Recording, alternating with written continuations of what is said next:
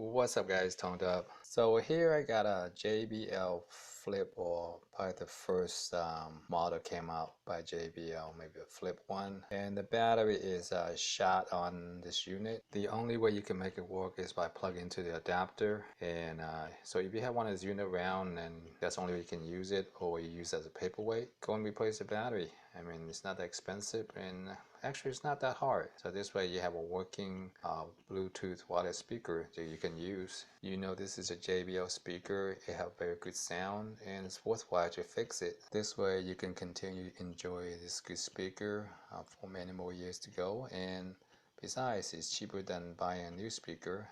The battery only costs you around $15. So today I'm going to show you how to take it apart and replace the battery. This lithium ion battery that I purchased has the same kind of plug as the old one. So there's no soldering or any modification required to replace this battery. Only thing you need to do is take the speaker apart so you can get to the battery. First, go ahead and pop up those end caps right there. I use a plastic prying tool to get the end caps off. Right here, once I get the cap to pop up a little bit, I went in and put a little small screwdriver in there and helped to pry it out. Be careful not to work too hard at it. This will leave some scratches. I think using a bigger flat screwdriver would probably work a little better. I think the small screwdriver did leave some scratches on the casing. Once the end cap is off, go ahead and remove those two screws that held onto the circuit board for the control panel. Remove the other side end cap, and underneath the cover you can have a rubber seal. Go remove that off. Go ahead and use a small fiddle screwdriver and remove those 4 screws. You're going to find 4 more screws on the other side. Go ahead and remove them. The next step is go ahead and remove this black plastic cover. This is held down by a few clips. Be careful not to break it.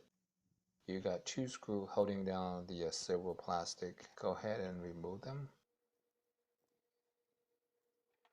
Remove the screws on each end. Take off this black plastic cover. In the center there's a hole. Inside you can find another screw. Go and remove it.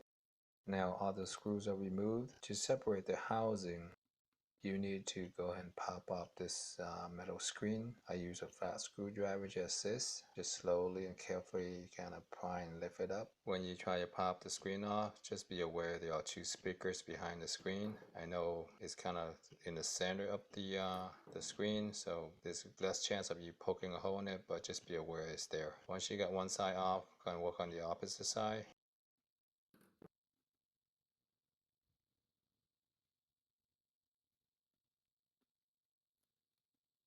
Just go on carefully and just pry them apart, and there you have it.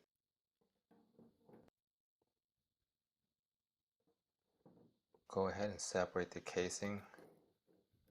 The battery is located underneath this circuit board, and this is just held together with some kind of epoxy. Today weather is pretty warm, so the epoxy is kind of soft. You can actually pry it, it'll come right up. If the weather is cold, I recommend maybe using a heat gun or a hair dryer to warm it up.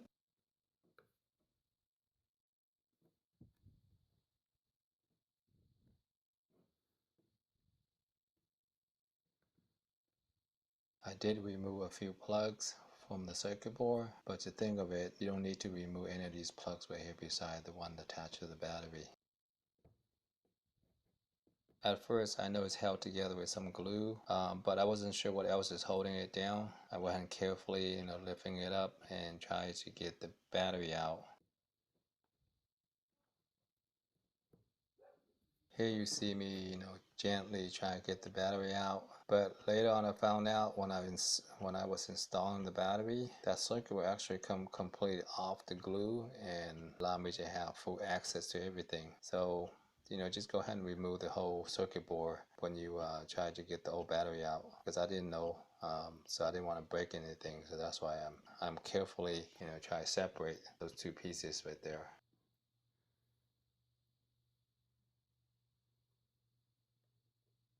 Here's a comparison of the new and the old battery. I went ahead and peeled off the foam attached to the old battery and put it onto the new one. This will provide a little cushion between the circuit board and the battery. Let's go on and put the new battery in there. Make sure the plug is nice and tight by squeezing on it. Go ahead and slide the battery in there.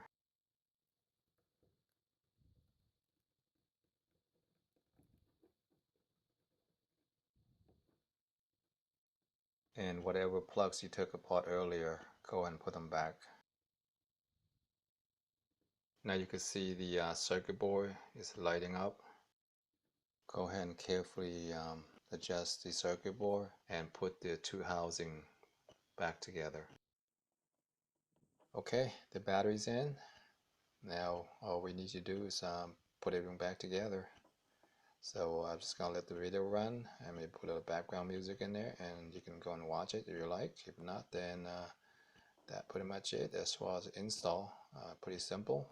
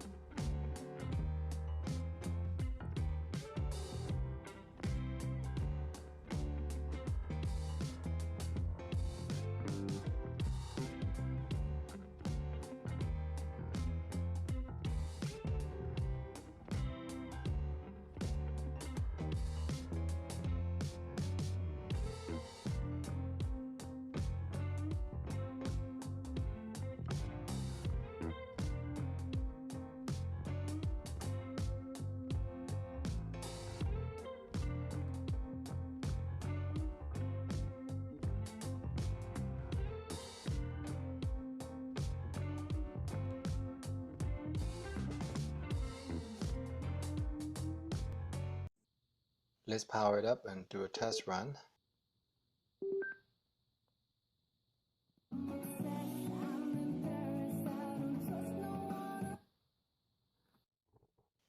Alright, it's working. So that's it. It's all completed.